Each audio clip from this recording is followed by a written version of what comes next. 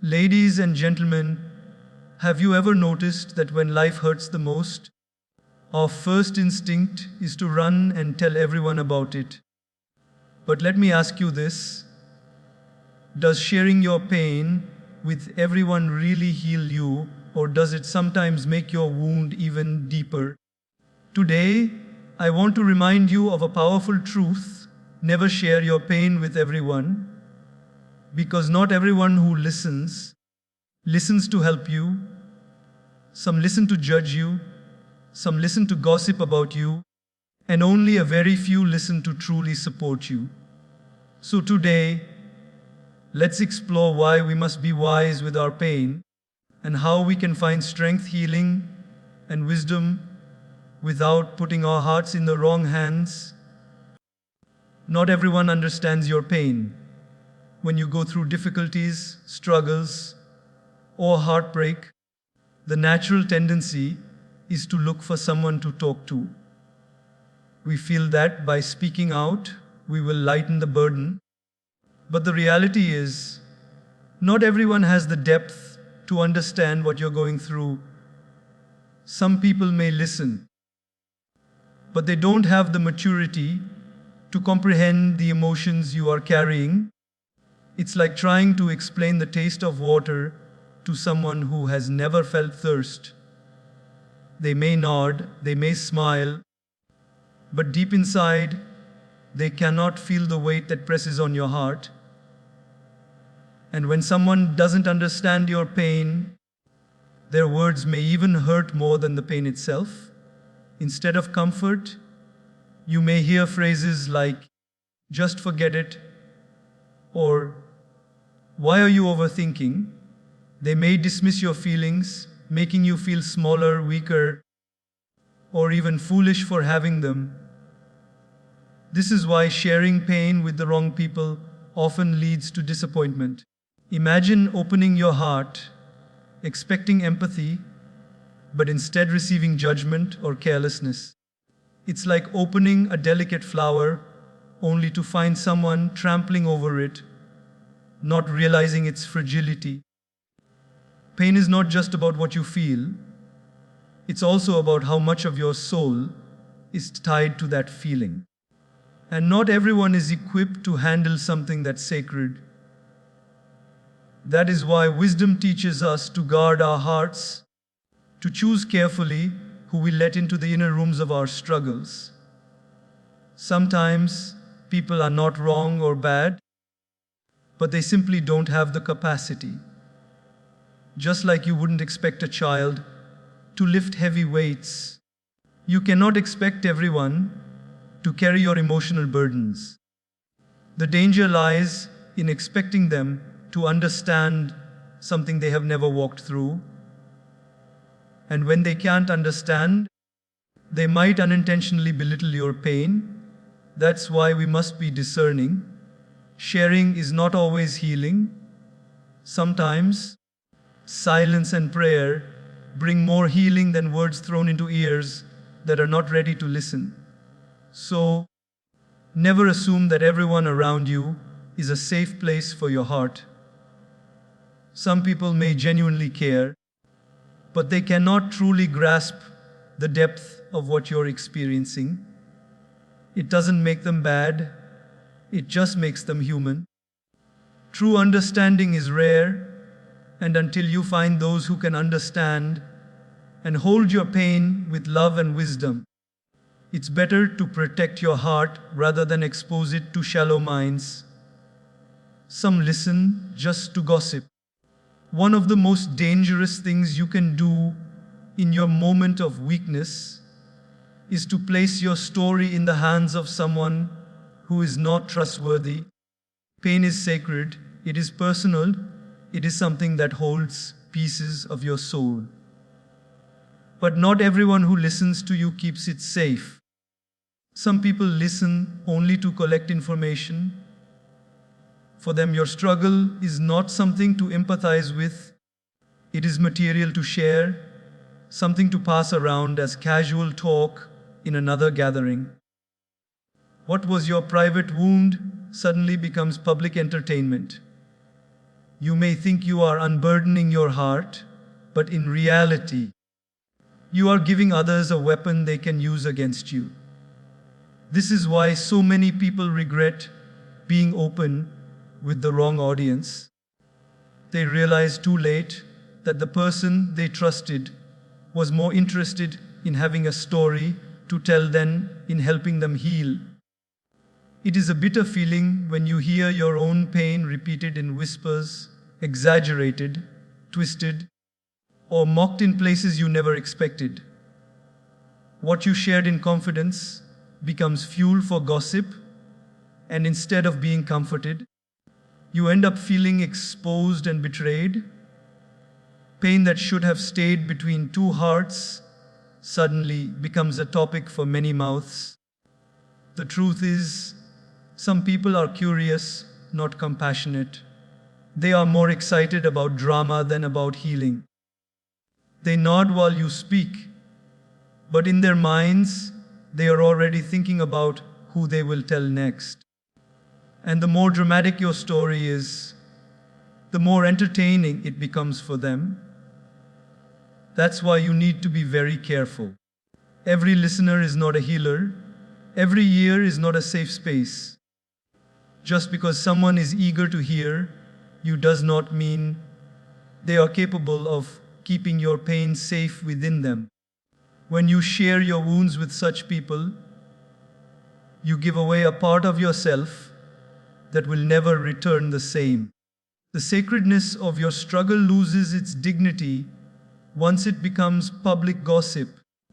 People who don't even know your heart begin to form opinions about you based on half-truths or twisted versions of what you said. And that makes the wound deeper. Instead of finding relief, you feel more broken. Instead of receiving empathy, you face whispers and stares. That is why wisdom says, never let your sacred wounds become public entertainment. Test the hearts of people before you entrust them with your pain. Ask yourself, is this person trustworthy?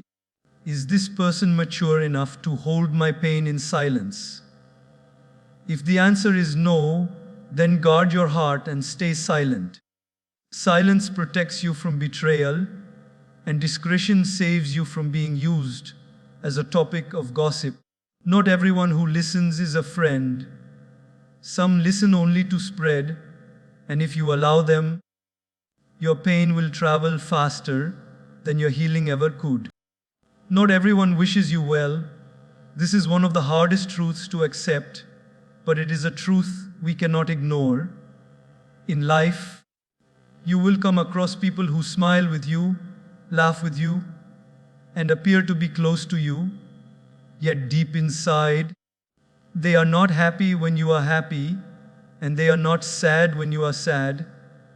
In fact, some of them secretly feel a sense of relief when they see you struggling. Your weakness makes them feel stronger. Your failures make them feel more successful, and your pain gives them a strange satisfaction. To such people, your downfall becomes their silent joy. When you share your pain with people who do not genuinely wish you well, you unknowingly give them the pleasure of seeing you broken. Instead of feeling compassion, they might think, I knew it. They aren't as strong as they pretend to be. Your vulnerability becomes their validation. Your tears feed their ego, because somewhere inside, they feel comforted that you are not above them. Such people may never openly admit it, but their energy reveals it. You may notice that they never truly encourage you to rise again, never sincerely push you to heal. Instead, they prolong the conversation around your pain, reminding you of it again and again, keeping you in a state of weakness, because that is where they feel most comfortable seeing you. It is dangerous to share your heart with those who secretly rejoice in your suffering.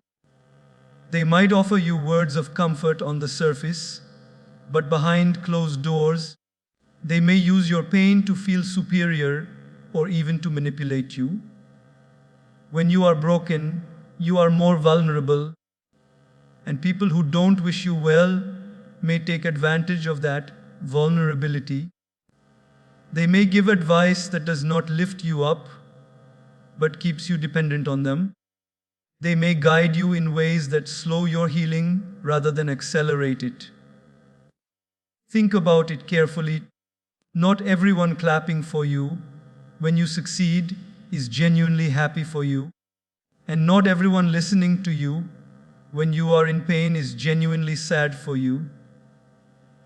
Some people's comfort is superficial, a mask to hide their inner satisfaction at your downfall.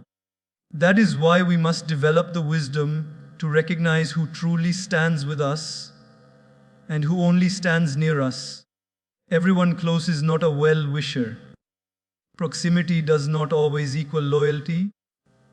The pain of realizing that someone you trusted does not wish you well is often worse than the original problem you were facing. It feels like betrayal, it feels like loneliness, it feels like the rug being pulled from under your feet. But in reality, this awareness is a gift. Because once you know who does not wish you well, you can protect yourself. You can stop feeding them the satisfaction of seeing your tears. You can stop giving them the power to hold your weakness as a secret weapon against you. So, guard your heart. Share only with those who have proven over time that they love you without conditions, that they want to see you grow, that your healing makes them joyful, and your happiness makes them complete. Everyone else must be kept at a distance, because not everyone wishes you well, and wisdom is not in hating them. It is in protecting yourself from them. Healing comes from within. So many of us believe that the solution to our pain lies outside of us, that if we can just find the right person to talk to, the right group to confide in, or the right shoulder to cry on, we will finally feel better. But the truth is, no matter how much you share, no matter how many people you tell your story to, the real healing will never come from them. It has to rise from within you. Others can give you advice. They can comfort you for a while, but they cannot crawl into your heart and fix the cracks that only you can repair. Healing is an inner journey, a sacred process that happens in silence, in reflection, in prayer, and in the courage to face yourself. When you constantly seek healing outside, you risk becoming dependent on others for your strength. But when you learn to sit with your pain, when you learn to breathe through the storm and reflect on what it is teaching you, you begin to cultivate an inner resilience that no one can take away from you. Healing from within doesn't mean denying the pain or pretending it doesn't exist. It means acknowledging it, holding it gently, and asking yourself, what is this pain here to teach me? How can I grow from this? How can I turn this suffering into strength? There is a saying, wounds are where the light enters you. If you spend your entire life searching for external bandages, you might cover the wound, but you will never let the light in. Healing from within requires patience. It requires learning to sit with discomfort instead of immediately running to escape it. It means journaling your thoughts when you feel no one understands. It means meditating, praying, and opening your heart to the divine, who can hear every unspoken word. It means developing the discipline to process pain in healthy ways, instead of drowning in it or handing it over to careless ears. People may walk with you for a while, but they cannot walk for you. They may hold your hand, but they cannot walk into the storm that is meant to shape you. Healing from within teaches you self-reliance. It teaches you that you are stronger than you ever believed. It shows you that even when no one understands, you can still rise. And the most beautiful part of healing from within is that it makes you independent of validation. You no longer need constant reassurance from others because you've built an inner foundation strong enough to stand on its own. When you heal from within, you don't just patch up wounds, you transform them. The pain that once felt unbearable becomes the very reason for your growth. The suffering that once broke you becomes the soil where resilience and wisdom bloom. And once you discover that inner healing, you will realize that no one else holds the keys to your peace, you do. The divine does. And that is a power no gossip, no betrayal, no misunderstanding can ever take away from you. Selective sharing is wisdom. Just because you carry pain inside doesn't mean every ear deserves to hear it. In fact, one of the greatest strengths you can develop in life is the ability to discern who to open up to and who to remain silent with. Pain is not just a story, it is a piece of your soul, and not everyone has the purity, the maturity, or the depth to hold that peace with care. Many people believe that talking about their problems with anyone who is available will bring relief, but the truth is, the wrong listener can deepen the wound rather than ease it. That is why wisdom lies not in silence alone, but in selective openness. When you are selective with your sharing, you protect the sanctity of your struggles. You keep your pain safe from those who might misuse it, twist it, or spread it. You also save yourself from the disappointment of expecting empathy from people who cannot give it. But being selective does not mean being cold or shutting yourself off from everyone.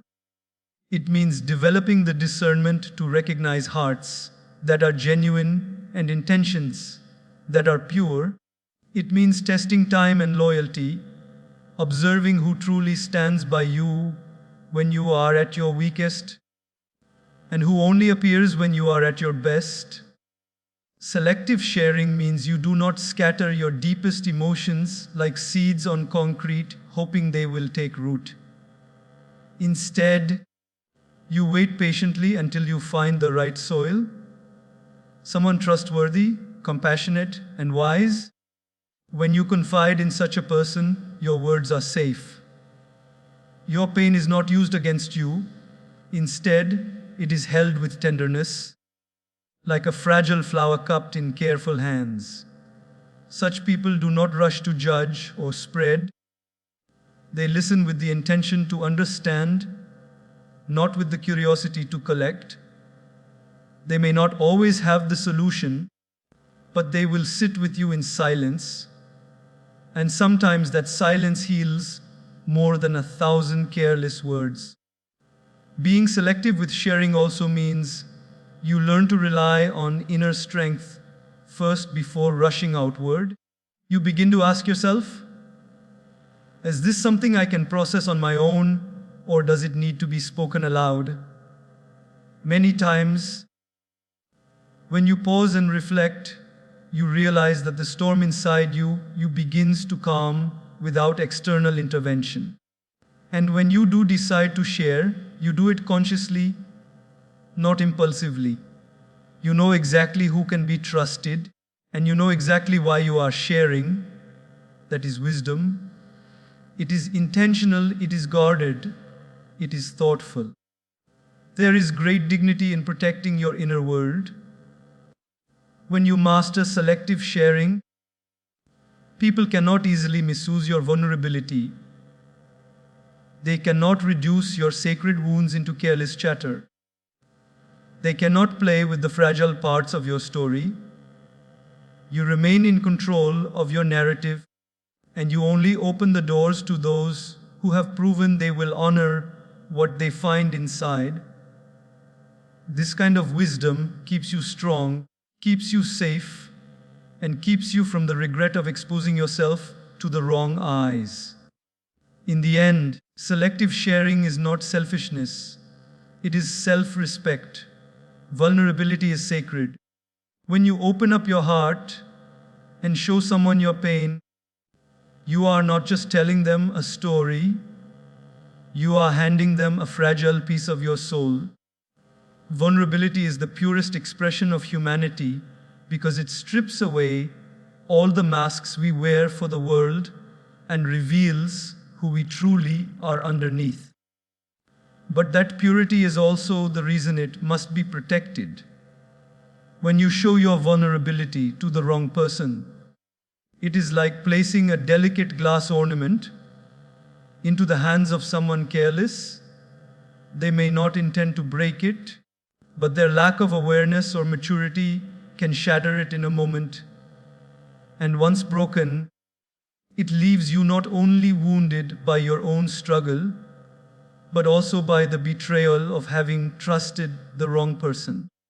Vulnerability is not weakness, in fact, it is a sign of immense strength. To allow someone to see you unguarded, to let them into your fears, your doubts, your insecurities, requires courage. But courage without wisdom becomes dangerous. The world is filled with people who do not know how to handle what is sacred. Some may use your openness against you in the future, turning your deepest confessions into weapons. Others may trivialize your feelings, dismissing them as small or unimportant, and still others may pretend to care, when in reality they are simply feeding their curiosity. Each of these responses leaves a scar, teaching you that not every listener is worthy of your vulnerability. When you treat vulnerability as sacred, you begin to see it differently.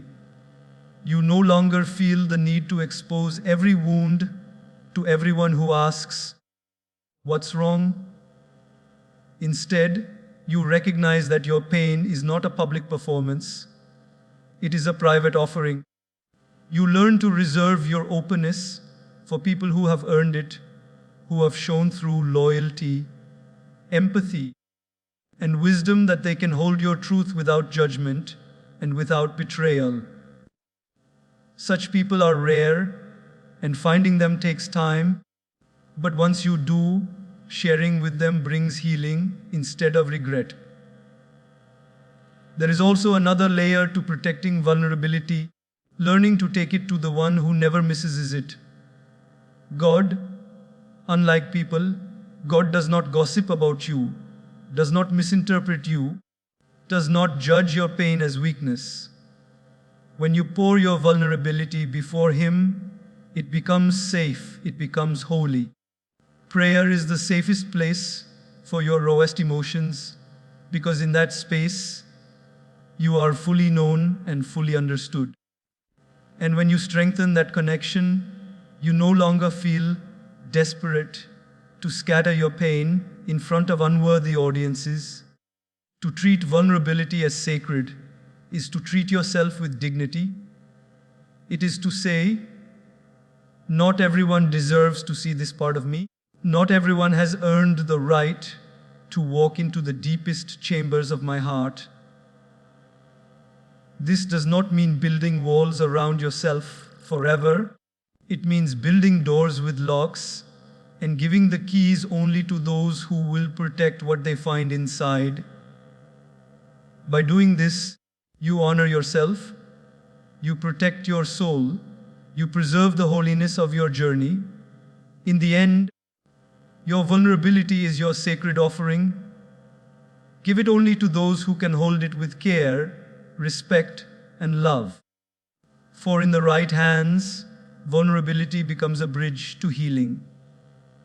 In the wrong hands, it becomes a weapon of destruction. The choice of who holds it is yours. And that choice determines whether your openness will make you stronger or leave you shattered. Solutions, not sympathy.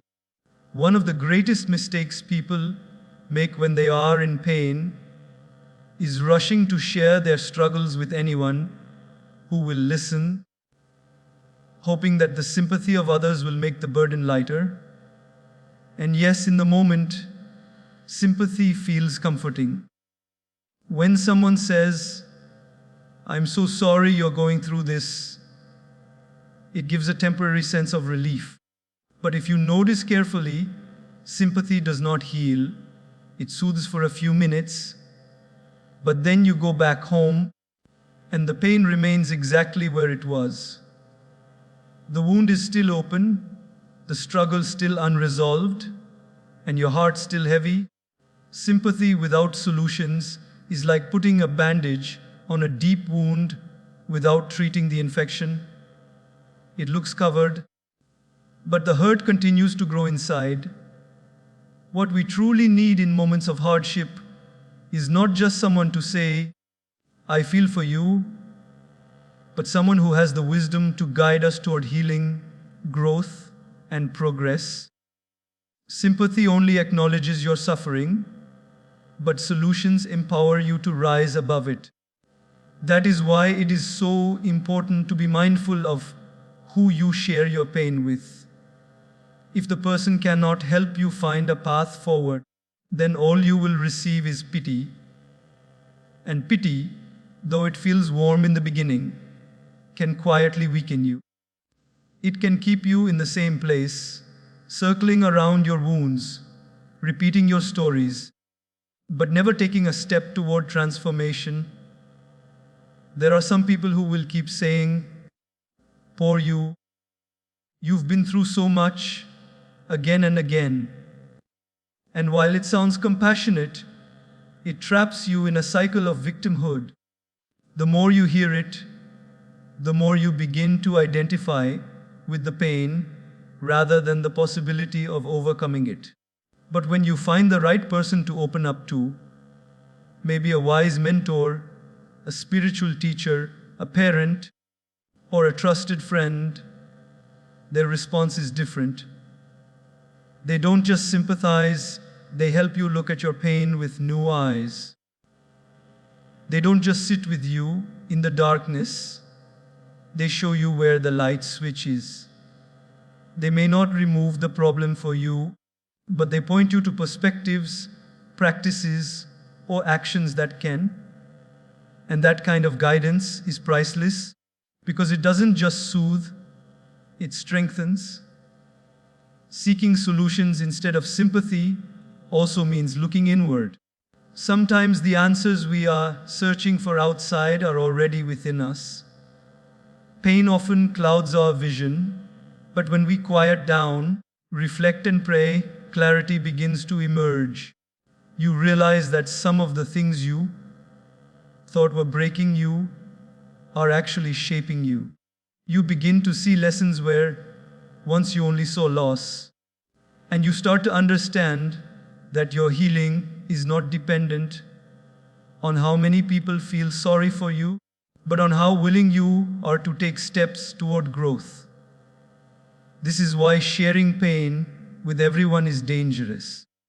Most people can only offer sympathy, but very few can provide wisdom or direction.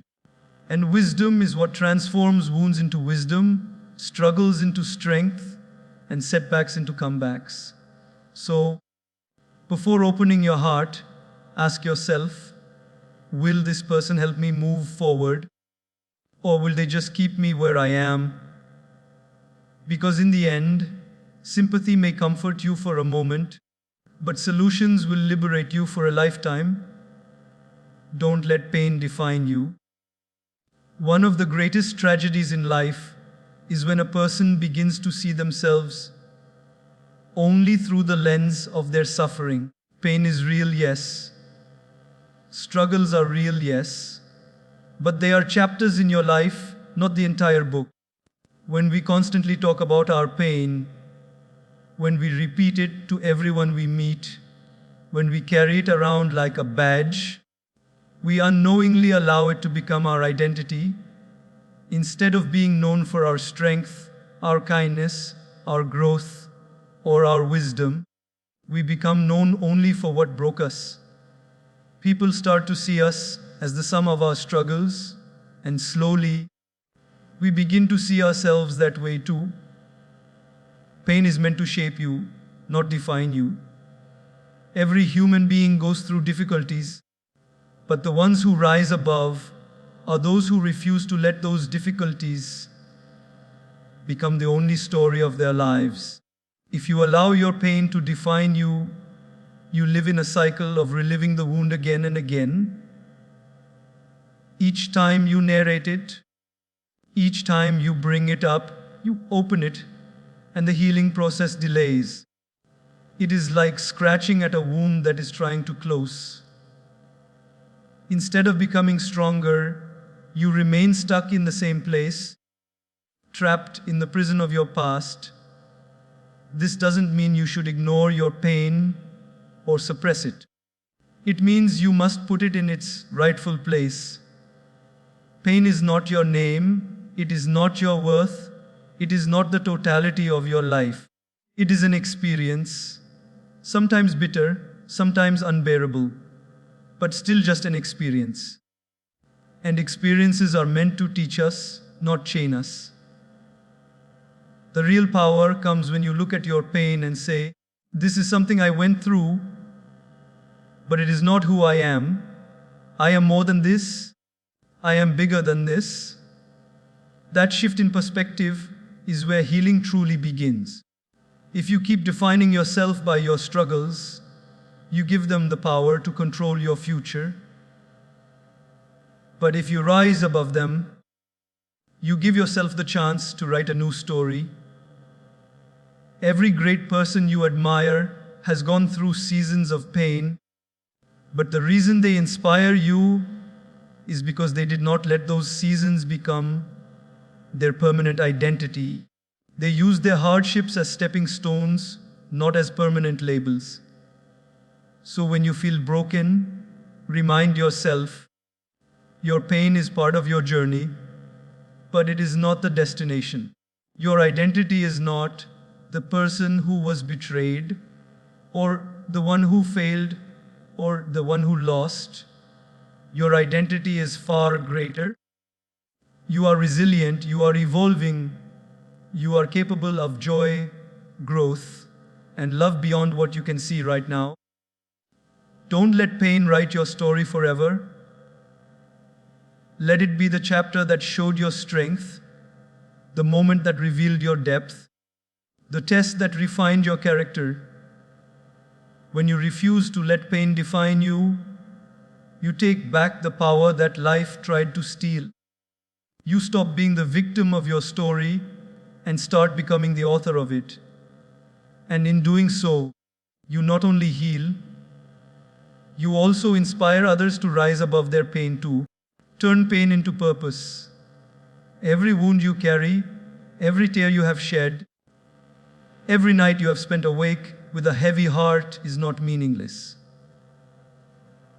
Pain is never wasted if you choose to transform it. The greatest growth in life does not come from comfort, it comes from suffering. But the difference between people who remain broken and people who rise is in how they use their pain. Some let pain imprison them, while others let it empower them. When you decide that your suffering will not only shape you, but also serve others, it becomes your purpose. Think about it. The people we look up to, the ones whose stories inspire us, are often those who turned their deepest wounds into their greatest contributions. The healer was once broken, the teacher was once confused, the strong leader was once weak, the motivator was once discouraged. They did not erase their struggles, they transformed them. They allowed their pain to be the fire that refined them, not the fire that consumed them. Instead of hiding from their scars, they wore them as proof that survival is possible. And because of that, they gave others hope. When you take your pain and turn it into purpose, you no longer suffer in vain. You begin to see meaning in the moments that once felt meaningless. For example, someone who has experienced betrayal can use that pain to teach others the value of trust and the importance of discernment. Someone who has lost a loved one can use that grief to remind others to cherish the people they still have. Someone who has struggled with failure can use that setback to inspire others never to give up. In this way, pain becomes a message, a lesson, a tool for service. But this transformation does not happen overnight. At first, pain feels heavy, dark, and unbearable.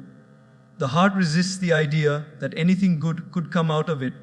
Yet, with time, reflection, and courage, you begin to see that your suffering was carving something deeper into you. Compassion. People who have never hurt cannot truly understand the hurt of others, but those who have walked through fire develop empathy that cannot be faked. And it is this empathy that allows you to use your experience to lift others. When you turn pain into purpose, you rise above self-pity. You no longer ask, "Why me?" But instead you ask, "How can I use this?" That one shift changes the entire meaning of your journey. Suddenly, what once looked like a curse begins to look like a calling. What once felt like punishment begins to feel like preparation. Your story becomes a testimony, and your scars become your strength. And here lies the beauty: when your pain serves others, it also heals you.